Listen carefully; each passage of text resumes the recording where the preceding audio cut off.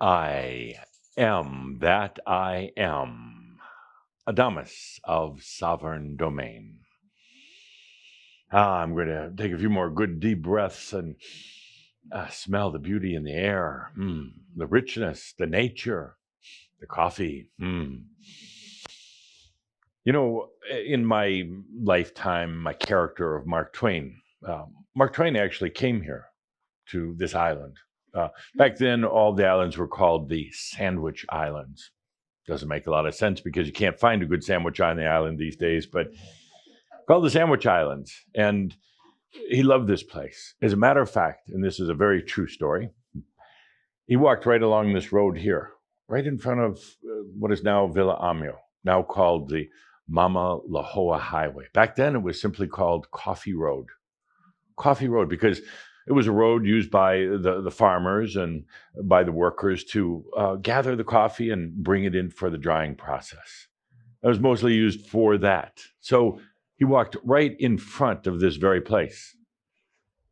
And here we are now, a while later, enjoying the beauty of what's been created here, the beauty. And you know, this ties into what we're going to be talking about today, but it's really only a sovereign being who can create like this, or create the film, or create the type of things you're doing. It's a sovereign being who can create like this. Let's take a deep breath with the beauty of this place. The other night, Caldra and Linda were sitting out on the lanai, what's also called the porch, in the evening, having a glass of wine, nice music playing in the background, and Belle laying right next to them. And suddenly, Belle had quite a reaction. Well, she'd been sleeping and suddenly woke up in quite a reaction. Linda, can you demonstrate what that looked like? No, I won't. So Belle laying sound asleep. I'll be happy to do it. And suddenly it's like, and it caught Calder and Linda's eye, and they wondered what's wrong with her. Is she maybe having a seizure or something wrong? Because she was staring and then just staring into kind of space and then looking around abruptly. Good job. That was really good. That's easy. See, yeah, It's no, easy, you easy. set an example. Thank you. And they wondered what was going on. At first, they thought maybe she was following a bug or a fly or something like that. But then they quickly realized that it couldn't be. The way she was looking, the way she was placing her focus near and far. But I'll share the rest of the story with you now. It was simply some entities coming in that Belle could perceive and actually see. The other night, we had Metatron coming here, Kathumi, of course, myself, Tobias, and also Yeshua to kind of round it out. We were coming in because everything was really finally done. There was a little bit of cleanup work to do, but it was time. So we brought our energy in to this beautiful place. And Yeshua is not one that usually shows up at the Shambra gatherings, but it was important for Yeshua because so much of your history, your origins, and even your suffering relates back to the time of Yeshua. So Yeshua was here with the rest of us to really herald kind of a new era, a no suffering era. Our energy is now deeply infused in Villa Amio, in the Shambra pavilion. They wondered what to call the pavilion, and at one point, Caldra wanted to call it and I kind of liked it. I was flattered, but the Adamus pavilion. But I said no, because it's not about me. It's about each and every one of you, all of you who are tuned in, watching this. This is about Shambra.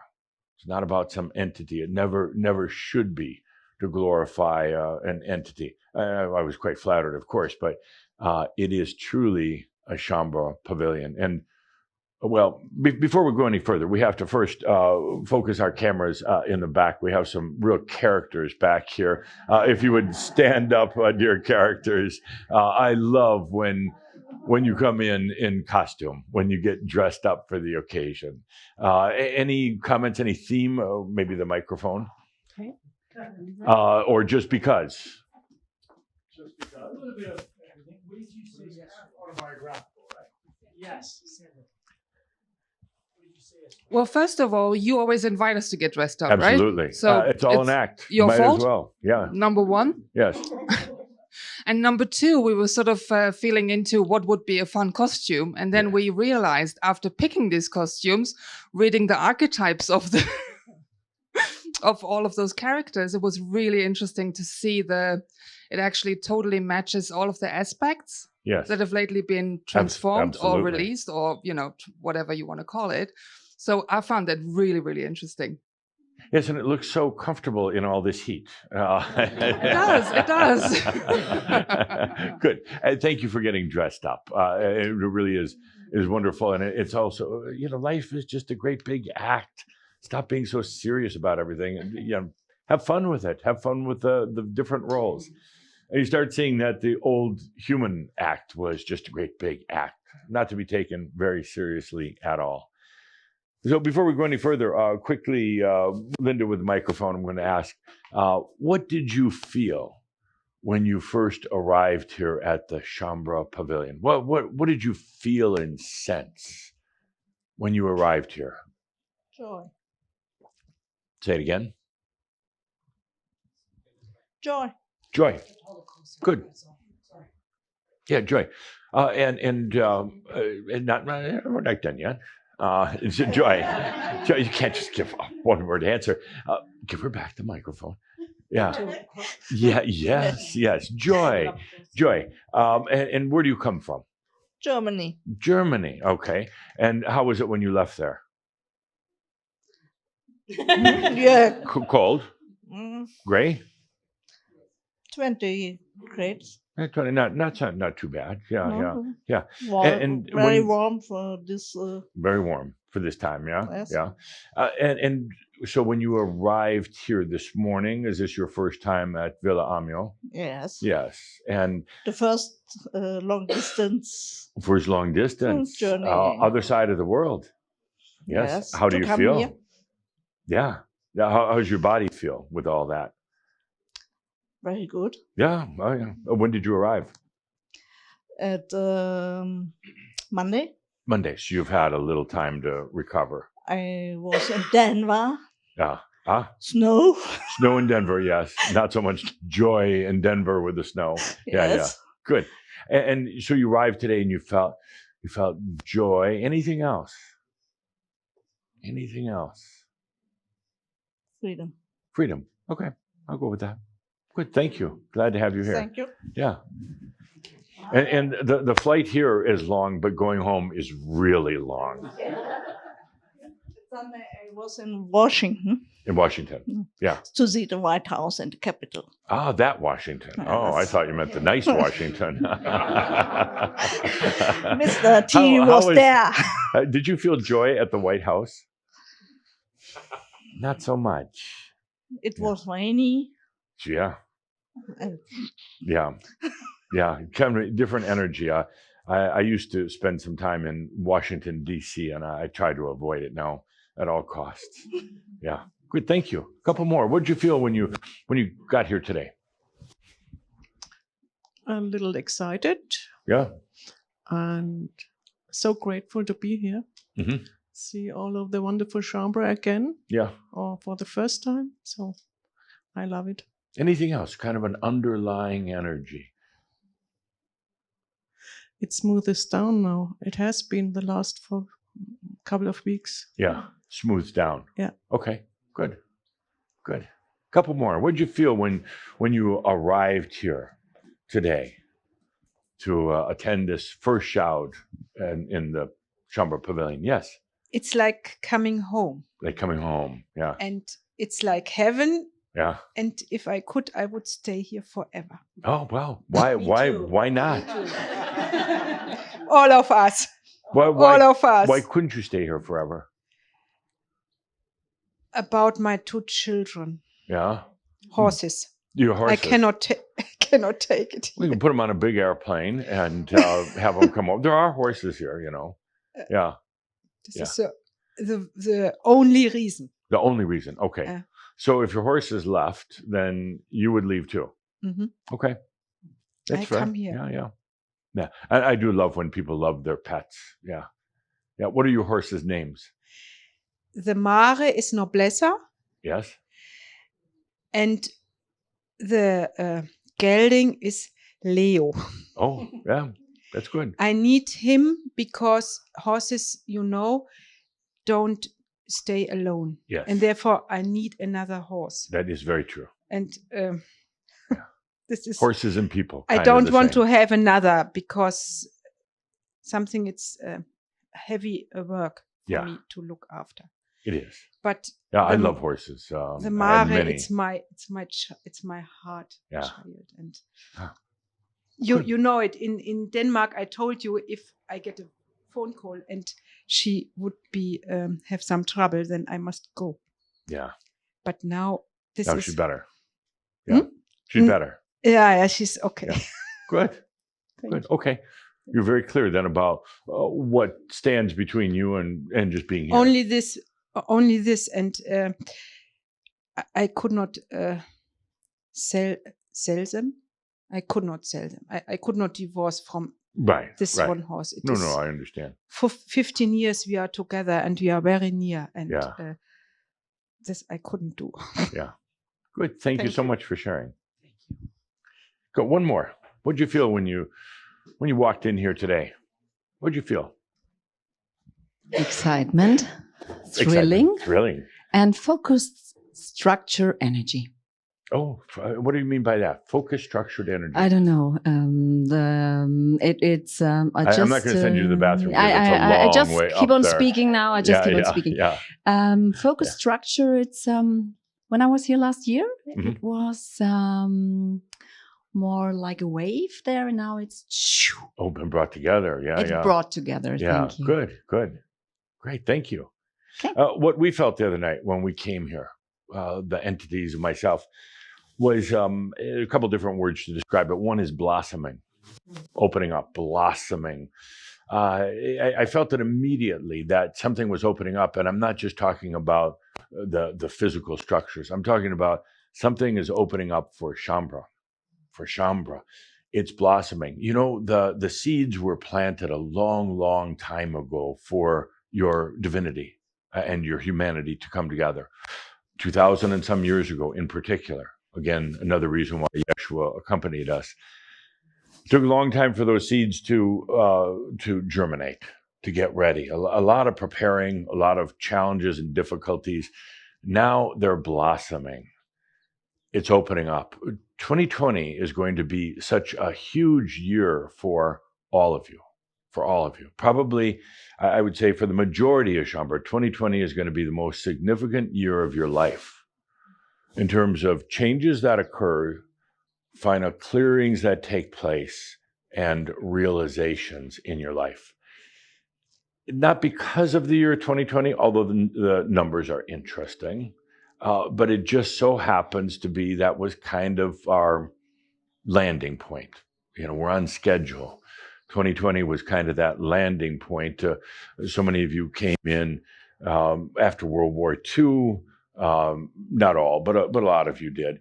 And knowing that you're going to be here at this time of technology, and that 2020 became a very important turning point. There's nothing you need to do to make that happen. You know, whatever is going to happen in 2020. You don't have to, other than let yourself experience it.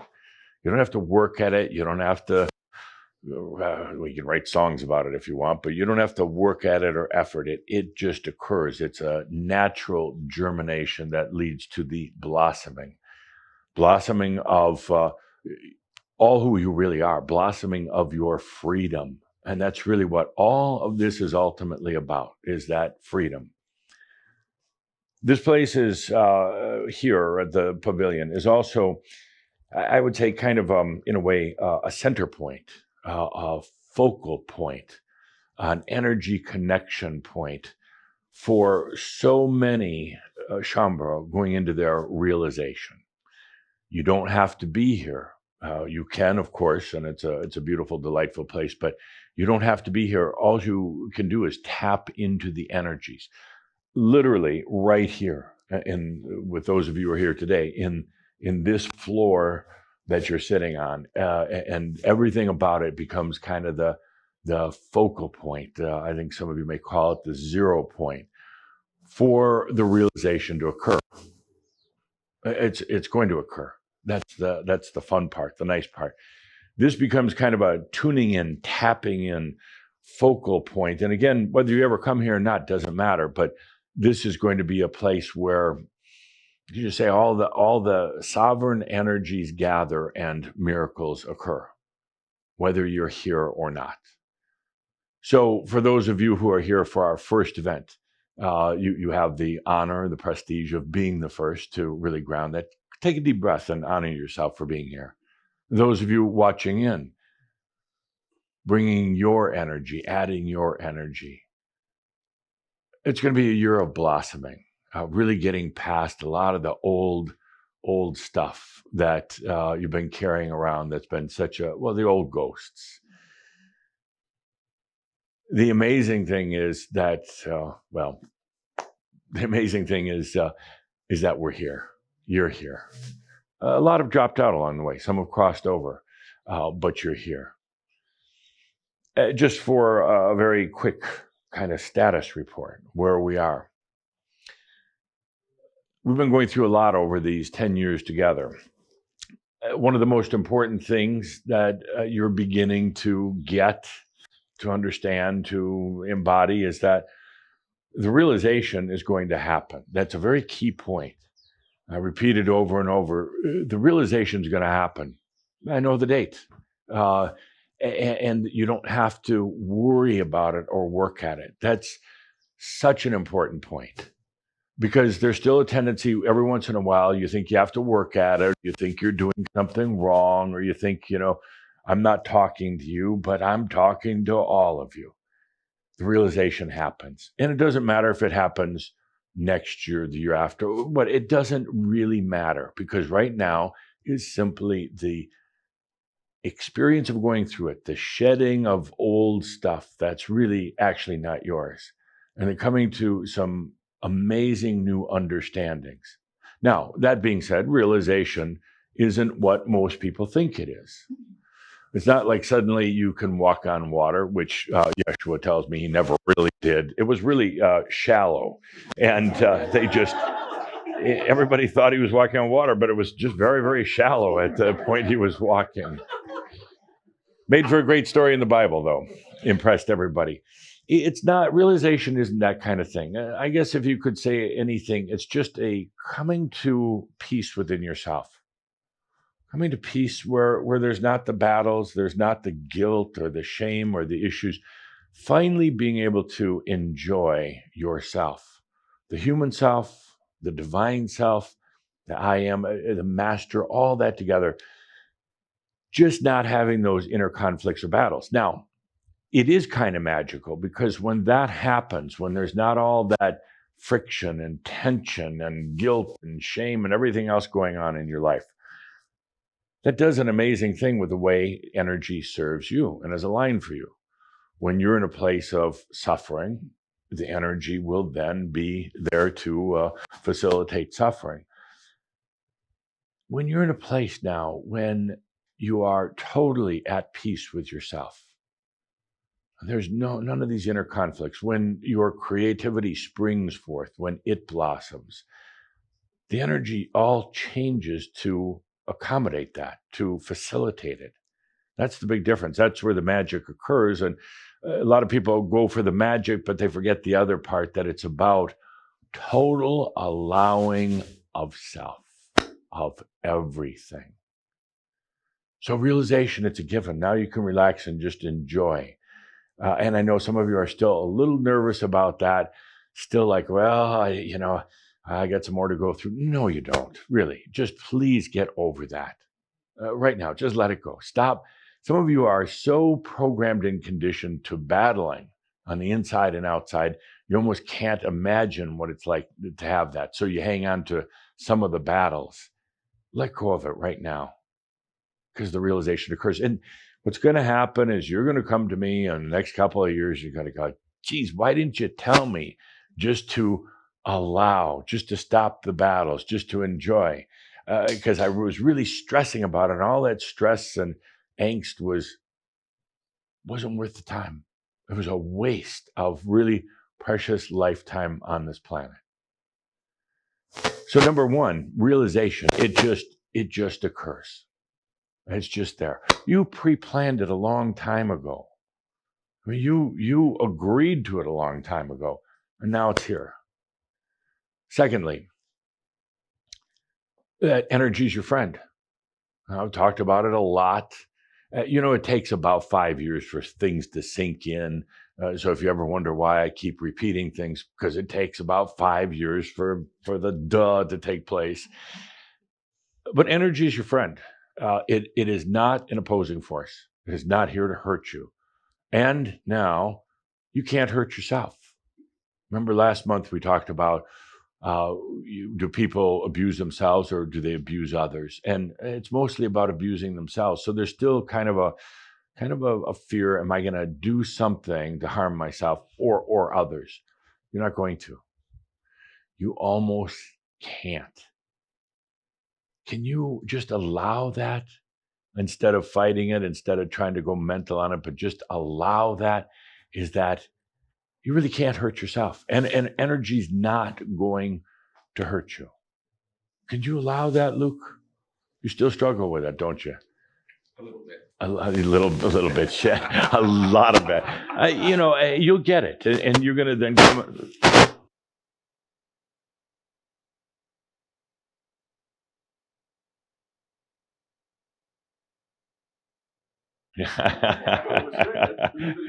No, that's good. That's good. Thank you. You're still in that. Are you going to hurt yourself? Me. That would be unusual. Is this not working? No. Can I trade with her? No. Okay. All right.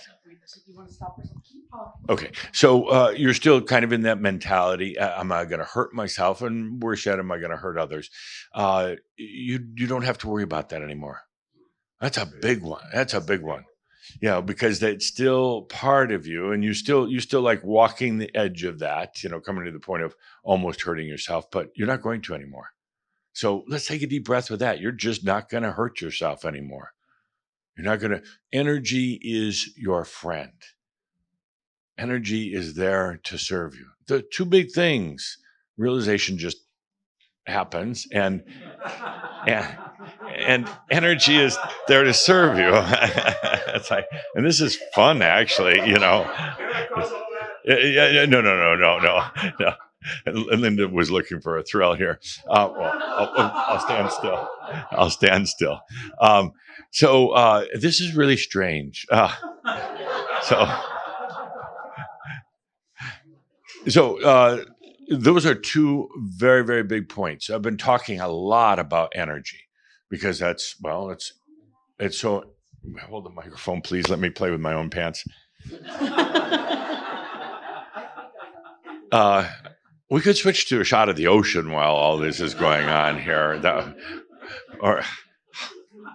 This is one of the strangest shouts ever.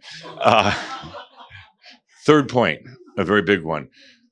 Right now, we're working with the key hawkers on the free energy body, the light body.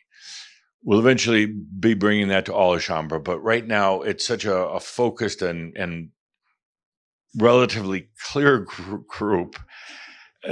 Thank you. Am I good to go? Okay, thank you. Okay. Free energy body.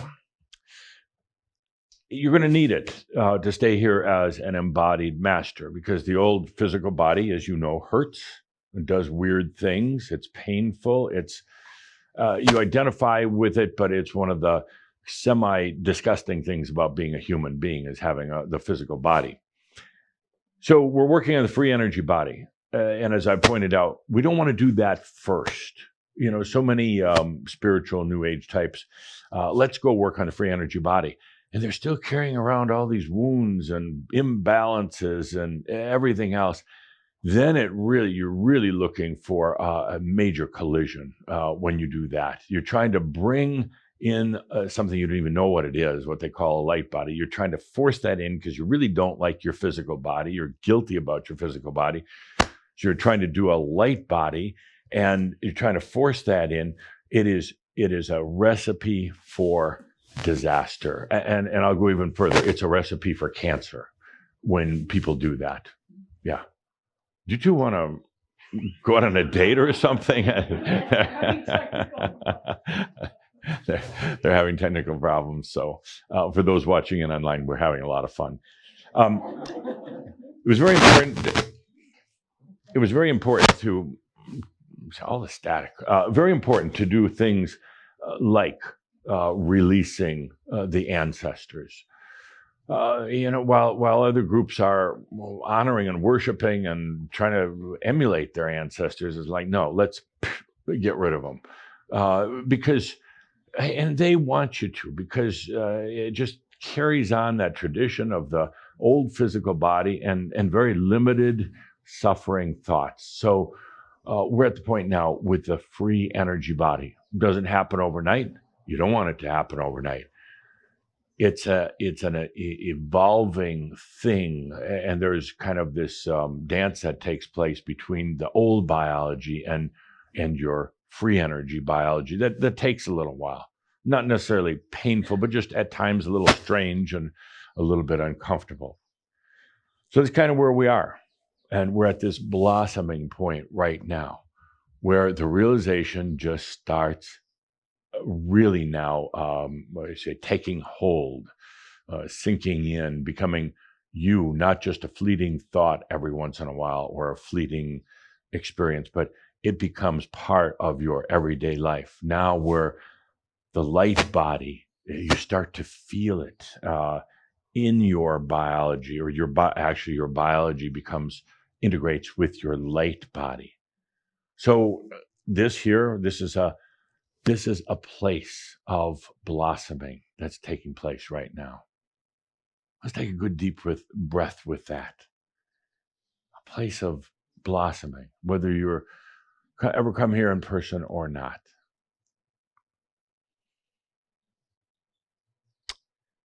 Last month, talked about the idea that freedom and suffering really can't coexist.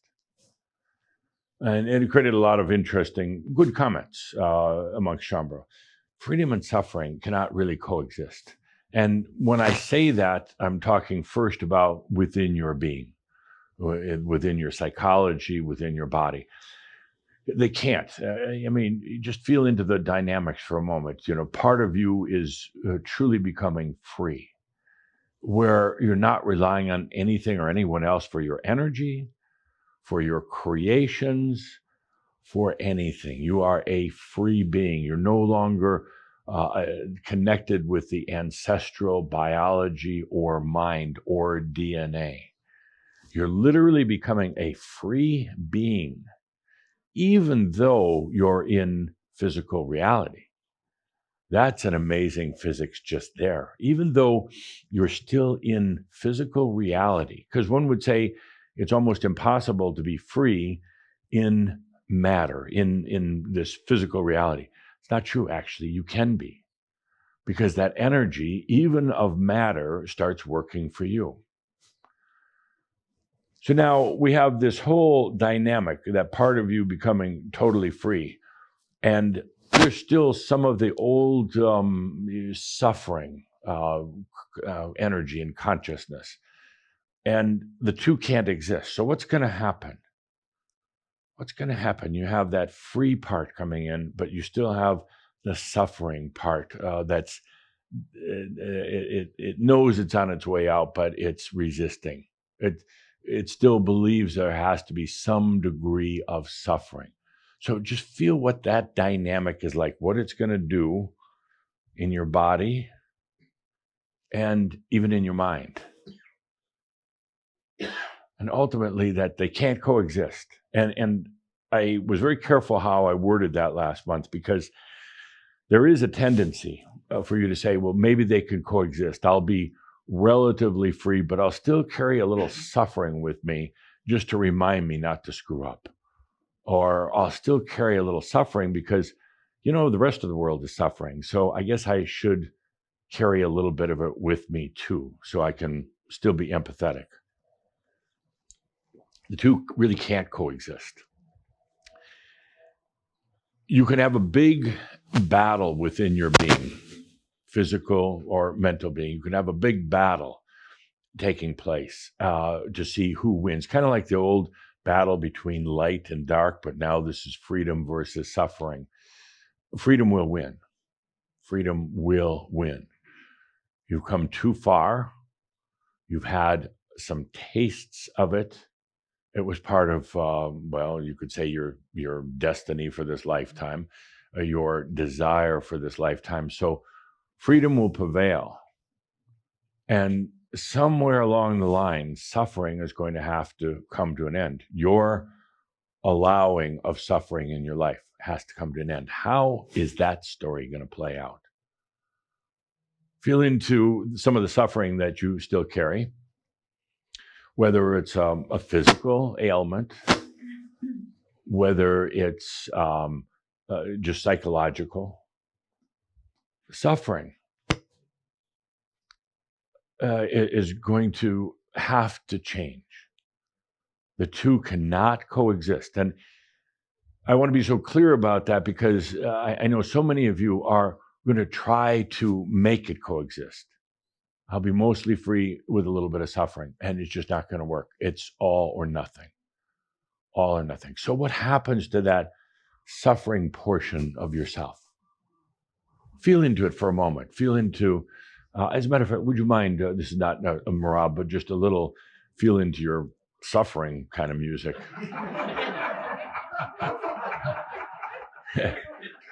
You know, words can only go so far, and we got to pick it up with some music. Yeah. So it was such an important point that we brought up during the last shout. Freedom and suffering can't coexist. Now, there's that part of you that, call it what you want, pain, suffering, guilt, remorse, lack of self-worth. It's all the same thing. It's all suffering. What happens to that suffering? Where's it going to go? When's it going to end? How is it going to end? How is that battle going to end? Or is it going to have to be a battle?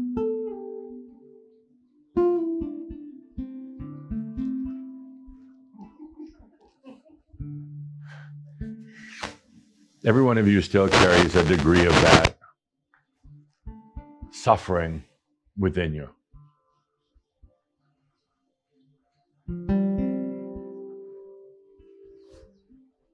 How does that come to be? How, if freedom and suffering cannot exist together, what happens?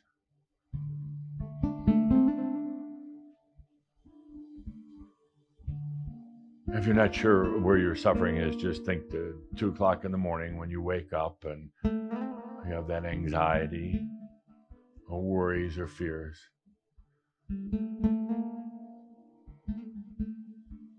What happens to that suffering?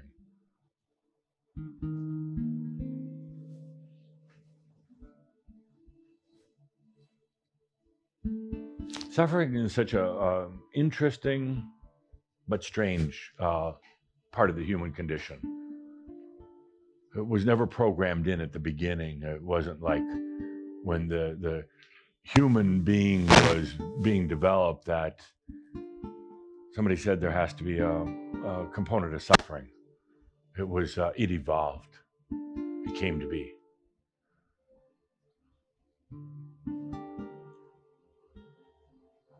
Suffering is, the planet is really, into it. They just accept it, which I find unacceptable. They just accept that suffering is part of life, and it shouldn't be. I'm going to go so far as to say one of the great things that you're going to do for this planet is put suffering out of your life. And eventually that may just put suffering out of human consciousness. It is a component that does not need to be there, but yet is. It's pervasive. A lot of it's tied into what we call the sexual energy virus. I mean, could you imagine even in your own life, no suffering? Suffering, and I use that term broadly, it means a lot of things. Fear, guilt, shame, of course. It means a lot of different things. Just hardship, struggle. Could you imagine if it's not in your life? And can you imagine being, and by the way, you're really good sufferers. All of you, good sufferers. You've done a really good job with it. Kind of, some of you have taken it to the extreme, but that was part of the game. And then can you imagine emerging and being amongst the first? I mean, really amongst the first on this planet that aren't suffering. When I talked about standards so many years ago, even before I took over for Tobias, I talked about standards, examples to others. And can you imagine being the examples of the ones who no longer suffer? That's huge. It could change so many things on the planet. But do it for yourself, not for others, because they may still want to stay in that suffering modality, at least for a while. So what happens to that suffering? Well, and I generalize here. It's not meant this way for everybody. I generalize, but it's going to try to put up its last hurrah, its last fight. It's going to insist that you have to hold on to some of it. So it's going to rise up, within you, within some experiences in your life. And the suffering is going to try to tell you, let's just call it the suffering aspect. It's going to try to tell you that you have to have it. You're not worthy to be without any suffering. And some of you are going to believe it. Aspects are really good at tricking you because, well, they are you. They know all your vulnerabilities, your weak spots, and everything else. So the suffering is going to try to hang on. And when it realizes that you're going to call its game, you're going to recognize that it's just an aspect. Then it's going to try to plead with you, beg with you. It's going to do the poor me. I'm just this little suffering aspect. And look, you're trying to throw me out. It's going to try to work on your sympathies and your emotions. It's going to try to make you feel guilty. And it really knows how to make you feel guilty.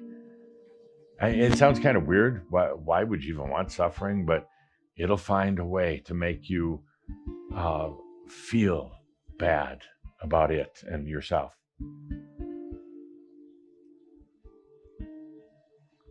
And then what happens to it when that doesn't work? When you tell that aspect, and you're just not going to go along with it. Then what happens to it? Well, and I'm generalizing here, but along comes the master. The master's been watching all this, how that suffering aspect has been playing you like a fiddle. First threatening, then begging, playing you like a fiddle, and the master is going to come along. The master has no love, no regard, no like whatsoever for suffering. And the master is just going to plant himself or herself right in the center of your being, right where the suffering is trying to work. And not say a word, not do a thing, but just be so present without wavering, without flinching, so present in the Master's light, in the Master's wisdom, that, well, it'd be kind of like this huge explosion. As that last bit of suffering is brought to wisdom. It's not going to go easy. It's not going to be like a gentle, fluffy little transformation. It'll be a big bang explosion when suffering is brought to wisdom. You'll feel it. It'll be a really good feeling. It might really jolt your body. It'll definitely jolt every other part of you, but it will be such a relief when all that suffering is finally brought to wisdom. And that's it. That's the end of it. That's the end. You'll remember what it was like to suffer, but it'll be a thing of the past, because that's where it belongs. And then just no more suffering. Let's take a deep breath with that.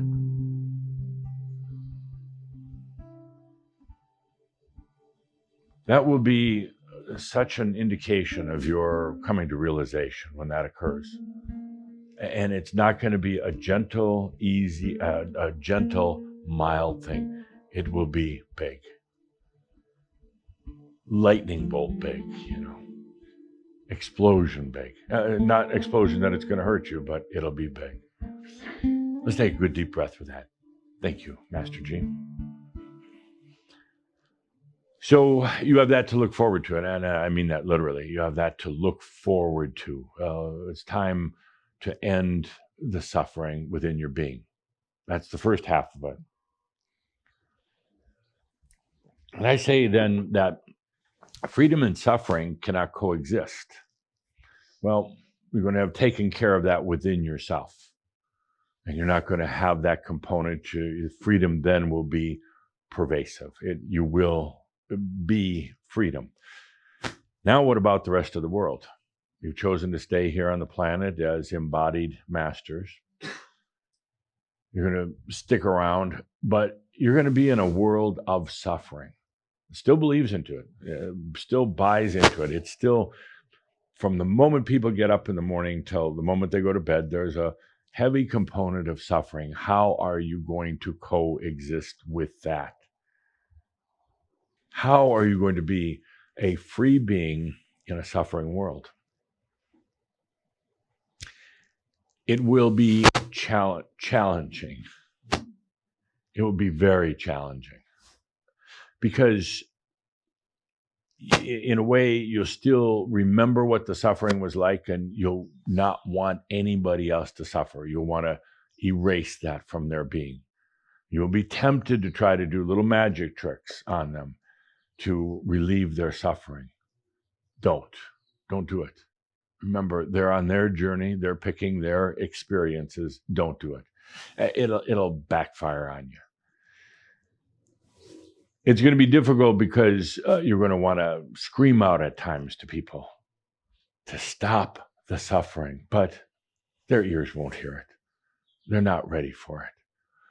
It'll be difficult because at times the suffering, the energies and the consciousness of suffering are so heavy, and in a way you're going to be so light that it almost becomes unbearable to stay. That's perhaps one of the biggest things. You're going to have this free energy body, so you're not going to have all the body aches and pains, your ancestors' bodies anymore, but you're going to be amongst the suffering. And that's going to be difficult. That's going to be really tough at times. So what do? Well, a couple of things. Like I said in our last gathering, your office is a park bench and a cafe. You just be. You're radiating your beingness without trying to inflict change.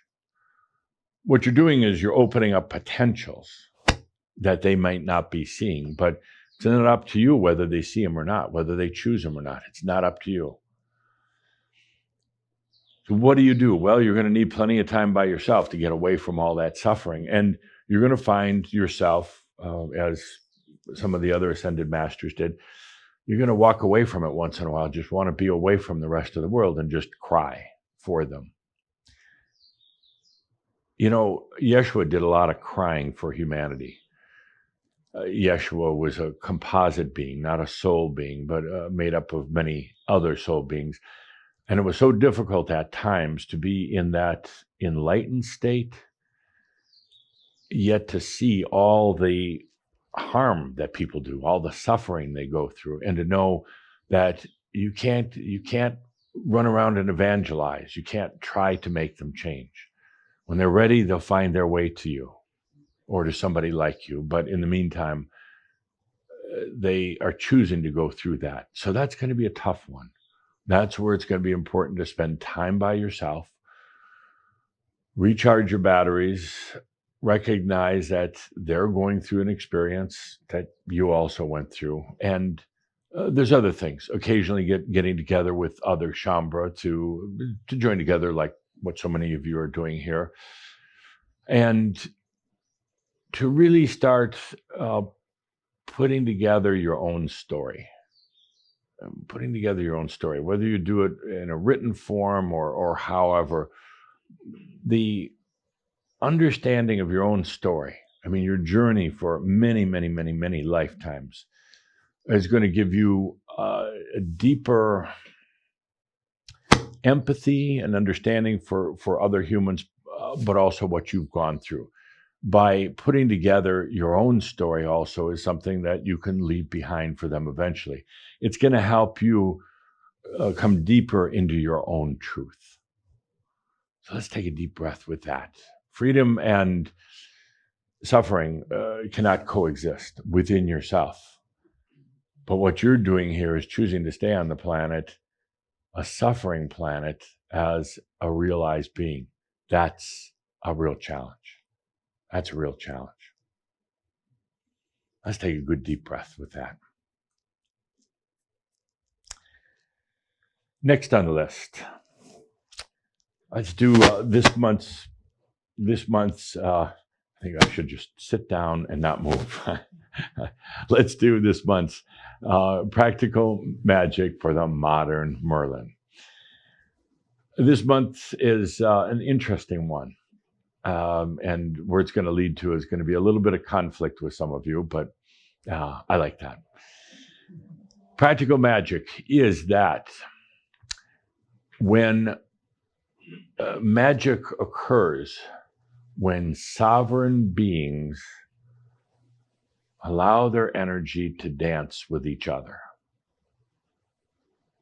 So magic occurs when sovereign beings, they get together and they allow their energy to dance.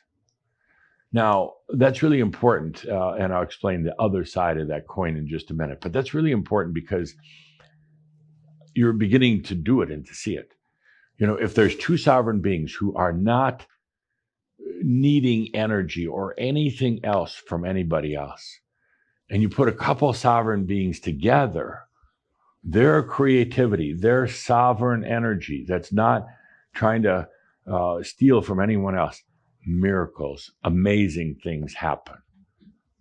We're beginning to see some of it with Shambra all around, with some of you. Some of the examples you talked about today, the pavilion, sovereign beings, not all of them involved in the process. In other words, there was a lot of workers who weren't, and that's frustrating if you're a sovereign being and someone else is not. The movie that you're putting together, Rude Awakening, sovereign beings working on that. You still have the everyday parts and pieces that you have to contend to, but for those of you working on the film, you've begun to experience that. You get a couple of sovereign beings where there's no game playing, there's no energy stealing. You bring that together, phenomenal things occur that you could have never imagined. Now, yes, you still have to contend with regular humans to get some other parts done, and that's the hard part. Building the pavilion, the concept, the design, everything was brought together by sovereign beings, but you still had some workers who weren't quite so sovereign. But you know, when a couple of sovereign beings get together amazing things occur. Now, I use the words carefully once again. I say when the sovereign beings get together and they let their energies dance together, then amazing things happen. In other words, you're not combining your energies. You cannot combine energies. But you can let energies play and dance together. Humans, for the most part, what they do is they're not sovereign. They don't understand energy, and they think if there is anything, it's outside of themselves. They become like wanting to be like little pieces of the puzzle. So in other words, they don't see themselves as whole and sovereign. They see themselves as a little piece and wanting to interconnect with the other pieces of the puzzle. For most humans, they are energy dependent on other people. And therefore, when they work together, often they fight. Often there's issues, everything from power and jealousy and other things. And most of the time, great things are not accomplished because they're not sovereign. They don't understand energy. So it takes a long time to do things, to work it out. There's a lot of experiences that occur on the way, but basically it's really hard to create and to manifest anything. You take a couple of sovereign beings, you don't have that issue. Things fly, things happen, things expand beyond. And it's not that I'm trying to put my energy into yours. We're simply taking ours and dancing together. Feel into that for a moment. You put two sovereign beings together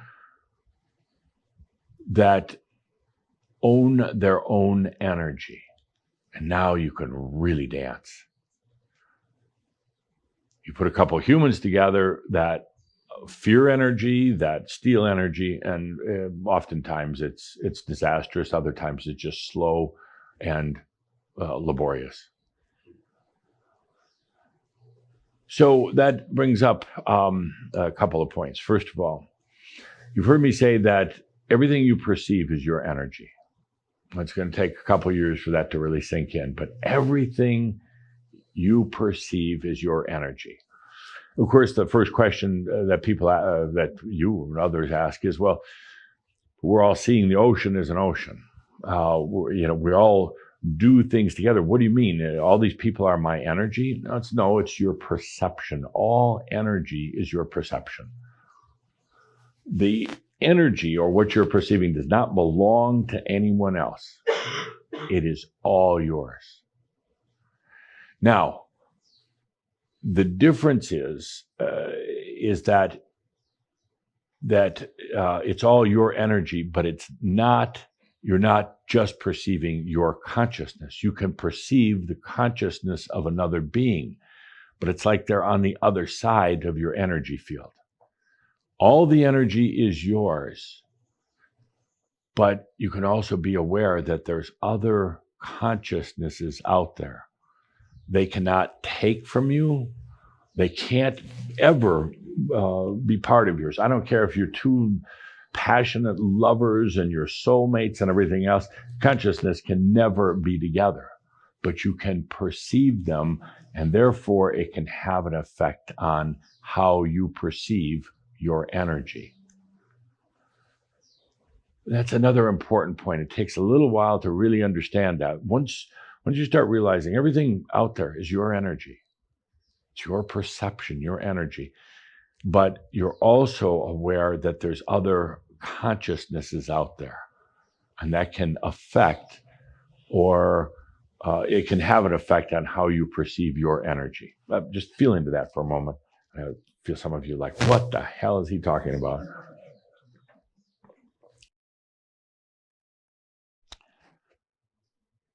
Okay, now, next. Humans buy into kind of a group energy thing. They buy into a group energy. They really believe in it. Everything's about a group. It's kind of an old Atlantean hangover thing, but people still buy into it. that you're part of a group, of a community, of a commune in some way. Energy, therefore, life is communal. The master doesn't see it that way. The master is part of no group, no community, no commune. The master is sovereign unto themselves. So we come to this point in what we're doing together, and you realize that this isn't a group activity. You notice that Shambhara, we can come together, we can talk, we can have fun, but to live together, to have to have a commune together would never work. In a way, you're not part of a group. You're sovereign beings. We come together for a dance once in a while, but you're not dependent on, you don't rely on the group, nor would I or any of the other ascended masters want you to be. You come to this point and you realize that there's no group energy. It's all yours.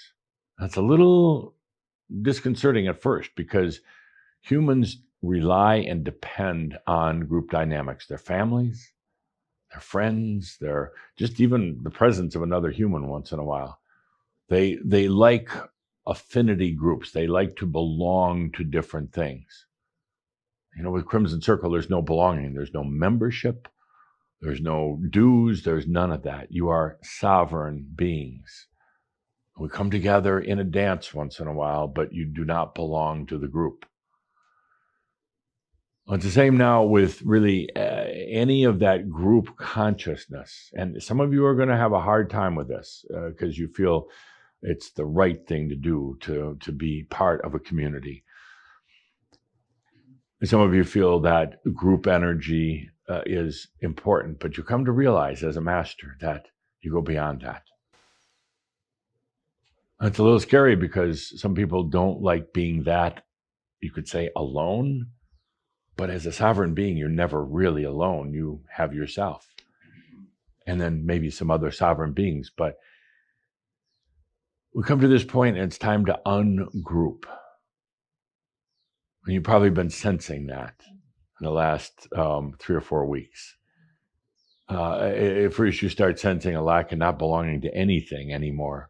You even wonder, do I belong to Crimson Circle? No, you never did. You start realizing you feel so disconnected from groups, from things. That is a natural feeling that anyone coming into their mastery feels. And it's a little frightening, a little scary at first. Because society says, no, you should be a part of things. No, you're a sovereign being. Sovereign beings can dance with other sovereign beings and never take each other's energy, never harm each other, never have to give somebody else energy or anything else. It's a free-form dance. But humans, they're going to try to continue to feed off your energy. I think we've kind of have an understanding of that now through the sexual energy school, not to allow that. Don't let them do that. But they're going to continue to try. They're going to continue to try to group onto you.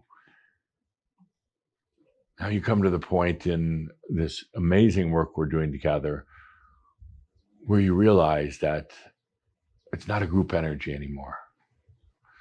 It's kind of like to use an analogy, it's kind of like you have a potluck dinner and you bring the dessert and you bring the beans and you bring the bread and you bring the fish and you bring a salad and you bring some cheese.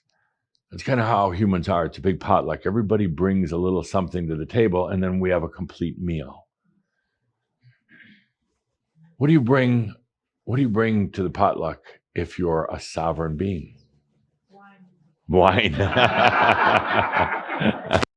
Yeah, that is true. You bring a bottle of wine and you eat everybody else's food.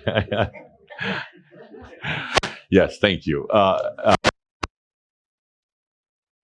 It's all there. There's no potluck. There's no group thing. You're there and everything is there with you. and depends on what you're in the mood for, but it's just there. You bring the whole damn thing, and you don't need to each individually bring something. But I want you to really feel into this for a moment, because we come to this point and it's about ungrouping, and it feels awkward, and some of you are gonna get on social media and scream at me for it, but I'm used to that. So and just don't pick on Linda anymore. Comes to the point where we ungroup, so you're truly sovereign. And the beauty is then when you're with other sovereign beings, you can dance all night long. Never take away somebody else's energy, and never have them take away yours. That's where the miracles occur. That's where Shambhala projects in the future, whether you do it on your own or you join with other sovereign beings, that true miracles occur. Feel into that for a moment. Being sovereign, being ungrouped.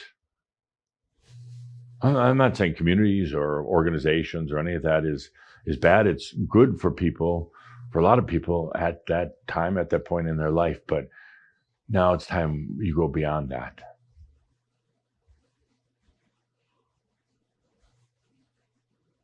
It's kind of like, in a way, what with the ancestral freedom. It was time to let go of the ancestors. This time it's time to let go of the human group mentality. Humans kind of need to feel that they're, well, a part of that. And never all, but they need to feel they're a little part of that. And we go beyond. And over the next couple of weeks, this will get you to do some thinking, into some feeling, and wondering if you heard it right. But then come back to how I opened this part of the discussion with practical magic for the modern Merlin is when sovereign beings get together, the dance is amazing. That's when the magic occurs. And you're seeing it now in some of the Shambhala projects. That's when the magic occurs. So good. Now it's time for a marab with a little music from Master G.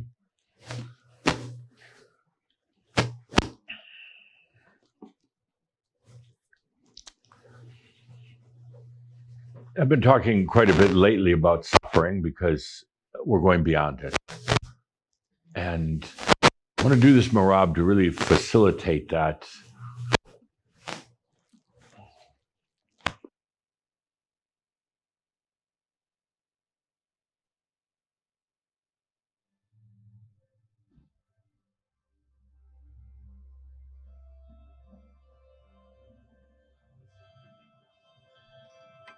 Beautiful Shambhala Pavilion. Kind of interesting having a opened air Shroud.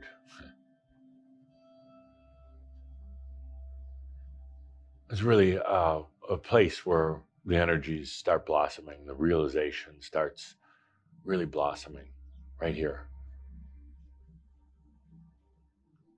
So I've talked recently about suffering because that's one of the next things that we go beyond. Being a realized master, no suffering in your life. Suffering is a thing of the past. Let's put it in the past. It's a component of past experiences. Let's put it there where it belongs.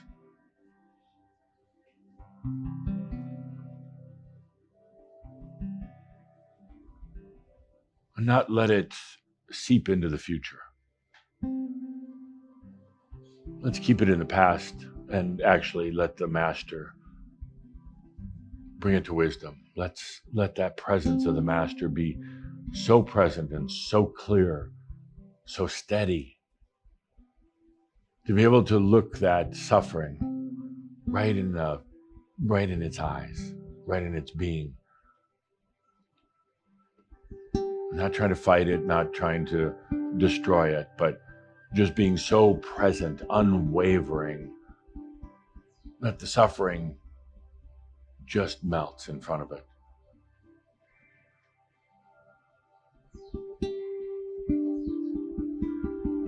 Let's use this moment, this Shroud, also at the time of this new pavilion. And we draw that line and we tell the suffering no more. No entry into the future, into our tomorrows, into what comes next. So let the master within you now be ever present.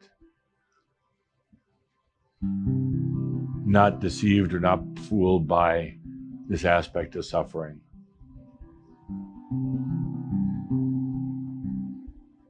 Master doesn't need to say a word or to do a thing. It's just to be present.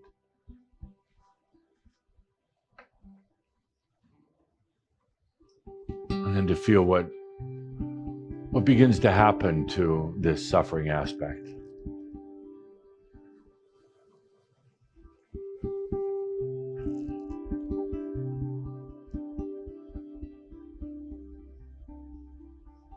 A lot of times in the past, you might have started engaging in some mental activity. Thinking you had to like engage this suffering aspect, talk to it or yell at it or do something. I want you to feel what it's like to just be present. Even if that aspect is trying to taunt you or fight you. Just feel what it's like just to be in presence.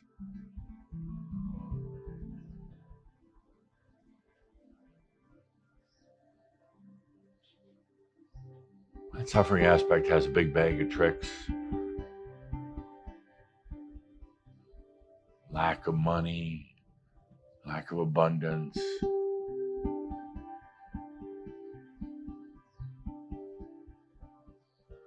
Constant tormenting, belittling,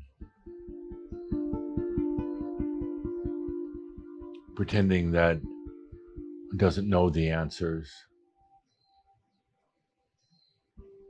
It's also body aches, diseases, imbalances, all that is kind of packaged up in this suffering aspect.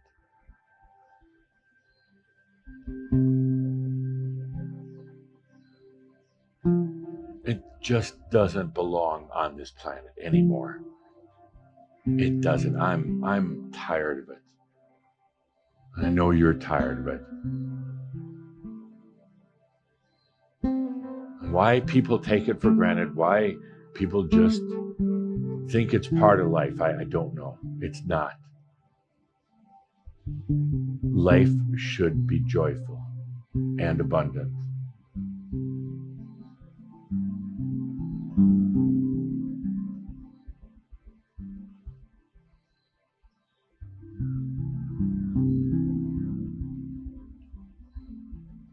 The suffering aspect, it's been lingering around for a while. You've cleared so many other things, but there are still these remnants.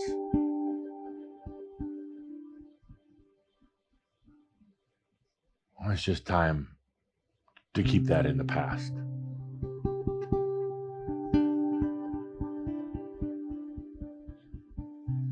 There's no place in your future for that suffering, period.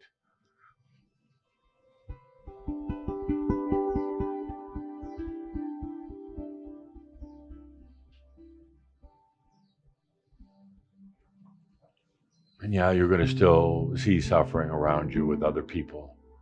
That's going to be a tough one. But right now, we're talking about the suffering within yourself.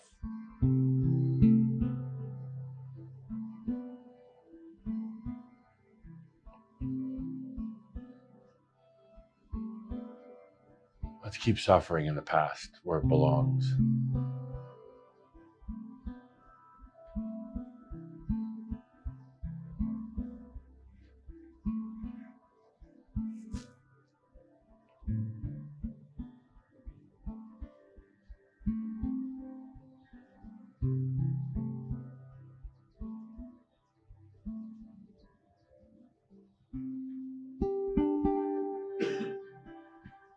There's no reason why any human should have to suffer. No reason.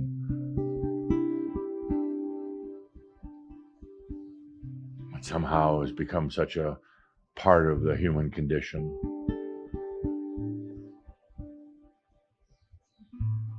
And maybe the work that you're doing with yourself, with your realization, maybe it will have a way of changing that, at least with some people.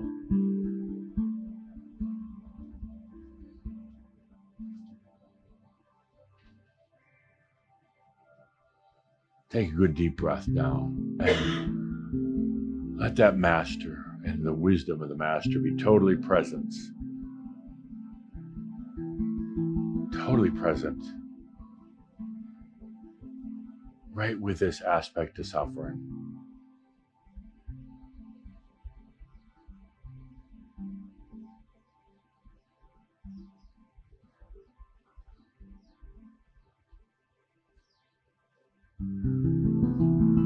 This aspect could be screaming and kicking or complaining or whatever, but the master just holds its own,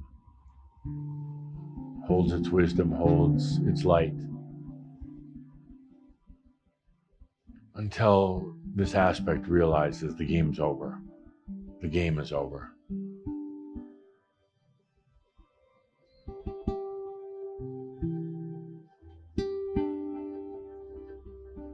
And something, maybe in the next few days, few weeks, whatever, something just pops.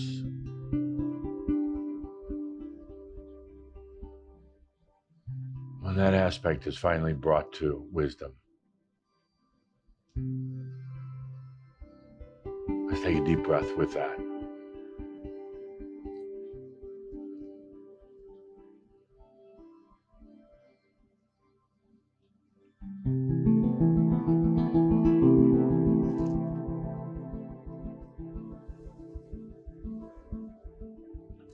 In between now and our next gathering, also feel what it's like as you really start to ungroup. You're a sovereign being. You don't need to be a part of a group to be who you are. Doesn't mean you won't relate to, be with other people, but you're not going to be dependent on them. Feel strange at first. Ever since the times of Atlantis, it's always been about communal. Now you go sovereign. But remember, when you're feeling into that and it's feeling a little strange or like you just don't belong anymore, you know, humans have this tremendous need. They have to belong to something. But as you start realizing you don't need to belong, the real magical part is that you can get together with other sovereign beings and magic occurs. Your energies dance together and magic occurs.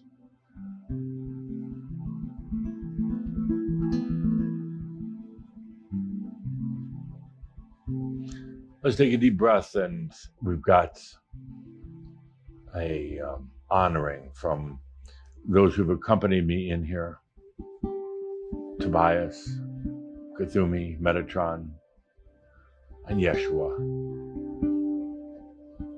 Let's take a deep breath into your blossoming and your opening up.